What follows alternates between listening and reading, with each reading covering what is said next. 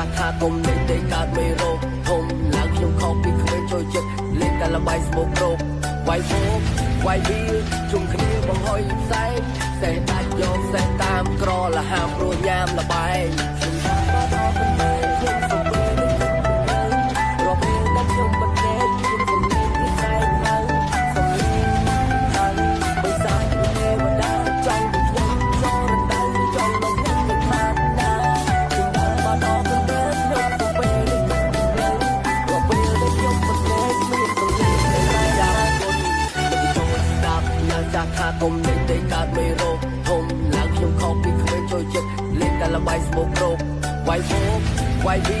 ជុំគ្នាបង្ហុយផ្សែងសេះដាច់យកសេះតាមក្រលហាមព្រោះញ៉ាំល្បែងខ្ញុំថាដល់ប៉ុណ្ណេះខ្ញុំសុំពេលរកពេលដែលខ្ញុំមិនដេកខ្ញុំសុំលេងពីខែខាង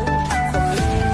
ខាងបីសាយទេវតាចង់ខ្ញុំចូលរំដៅចូលមកខ្ញុំមិនបានណាខ្ញុំថាដល់ប៉ុណ្ណេះខ្ញុំសុំពេលរកពេលដែលខ្ញុំមិនដេកមានសុំលេងតែយ៉ាគុណស្ដាប់ឡើងចាស់ថាគុំលេងទេកើតមេរោគធំឡើងខ្ញុំខកពីក្មេងចូលចិត្តលេងតែល្បែងស្មោកគ្រោកវាយភោគវាយវាជុំគ្នាបង្ហុយផ្សែងសេះដាច់យកសេះតាមក្រលហាមព្រោះញ៉ាំល្បែងខ្ញុំថាដល់ប៉ុណ្ណេះខ្ញុំសុំពេលរកពេលដែលខ្ញុំមិនដេកខ្ញុំសុំលេងពីខែខាងសុំលេងខាងបីសាយទេវតាចង់ខ្ញុំចូលរំដៅចូលមកខ្ញុំមិនបានណា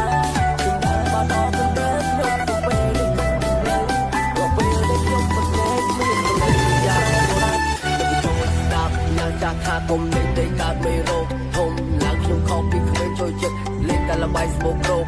វាយភោគវាយវាជុំគ្នាបង្ហុយផ្សែងសេះដាច់យកសេះតាមក្រលហាមព្រោះញ៉ាំល្បែង